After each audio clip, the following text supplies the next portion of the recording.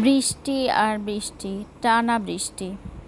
আজ থেকে ৮-৯ দিন থেকে একদম টানা বৃষ্টি হচ্ছে। আর এত পরিমাণ বৃষ্টি যে বাহিরে বের হওয়া যাচ্ছে না, সব সময় লেগেই আছে বৃষ্টি।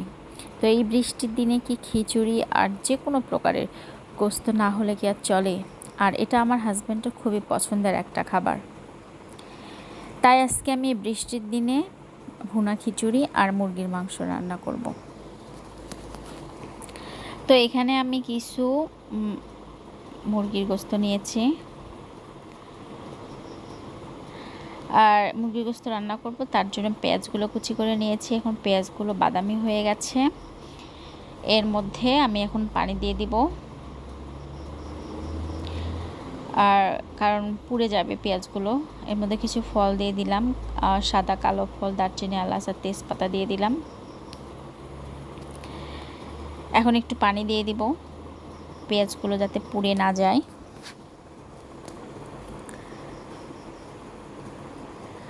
এরপর আমি আদা রসুন বাটা, জিরা বাটা দিয়ে দিলাম।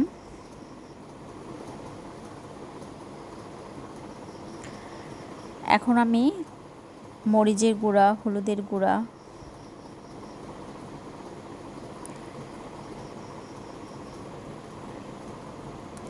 দিয়ে দিলাম।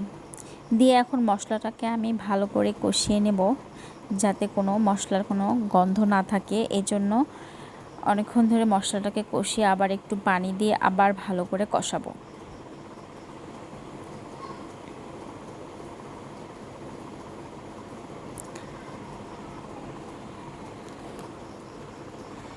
একটু লবণ দিয়ে দিলাম, পরিমাণের থেকে একটু কমই দিলাম, কারণ টেস্ট করার পর লবণ দিব। আমি সব সময় সব তরকারিতেই লবণের পরিমাণটা কম দিই, পরে টেস্ট করে আবার লবণটা দিয়ে দিই।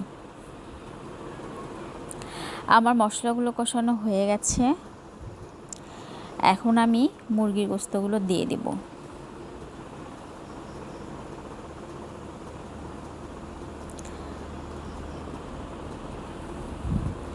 তারপর এটাকে নেড়ে চেড়ে নেব, আর এটাকে আমি অনেকক্ষণ ধরে কষাবো।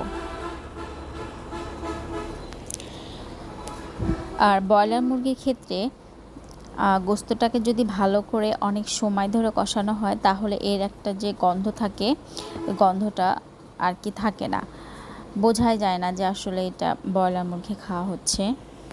তো এই জন্য আমি একটু করে কষাই, কষানোর পর যখন তেল বের হয় আবার একটু পানি দিয়ে দিই, দিয়ে আবার অনেকক্ষণ ধরে কষাই। এভাবে কষাইলে কোনো এর গন্ধ থাকে না। আর এর মধ্যে আমি কিছু আলু দিয়ে দিব। আর আমি খিচুড়ি রান্না করব। কয়েকদিন থেকে বৃষ্টি হওয়ার কারণে প্রায় সময়ই মানে একদিন পর পরে খিচুড়ি রান্না হচ্ছে।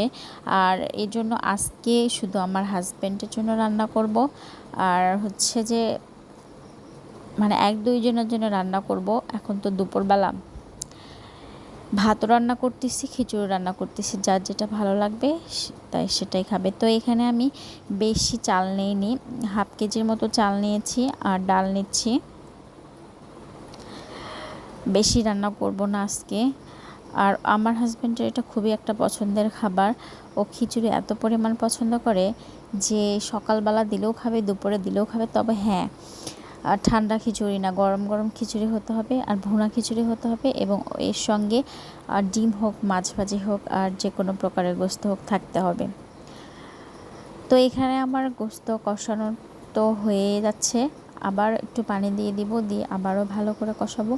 দেখুন সুন্দর একটা কালার আসছে, তেল বের হয়েছে, কিন্তু আমি আবার একটু পানি দিয়ে দিব, দিয়ে আবারও কষাবো।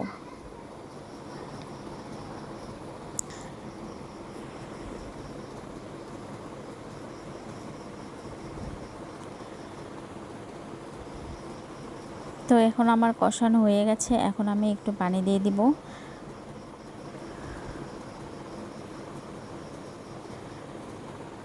দিয়ে আবার আবার কষাবো এটাকে। এখন আমি ঢাকনা দিয়ে ঢেকে দেব। আর খিচুড়ির জন্য আমি পেঁয়াজ কুচি, কাঁচামরিচ নিয়েছি, এর মধ্যে গুঁড়া মরিচও মিক্সড করব, আর একটু আদা রসুন বাটা, জিরা বাটা দিয়ে দিলাম, হলুদও একটু দিয়ে দিলাম হালকাভাবে, আর একটু গুঁড়ামরিচ দিলাম, আর লবণ দিয়ে দিলাম, তেল দিয়ে দিলাম।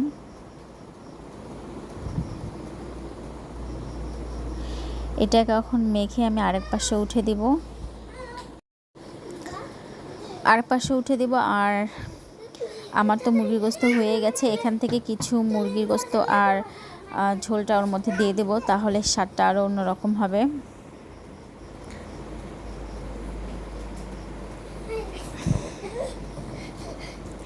এই যে পানি দিয়ে দিলাম, এটা হওয়ার জন্য পানি দিয়ে দিলাম।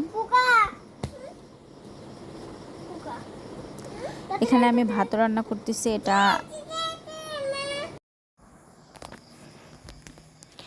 আমার মুরগির গোস্ত হয়ে গেছে। এখন আমি এর মধ্যে ফাঁকি দিয়ে দিলাম, দিয়ে নাড়াচাড়া করে একটু পরে নামিয়ে নেব।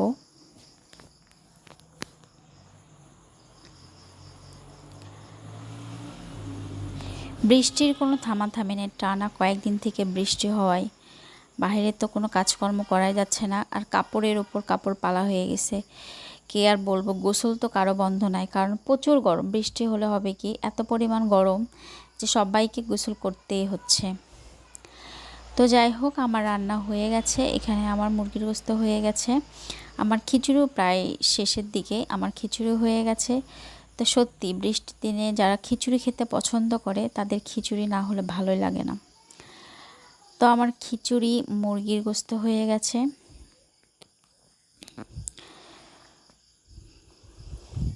তো আজকে এই পর্যন্তই। সবাই ভালো থাকেন, সুস্থ থাকেন। আল্লাহ হাফেজ।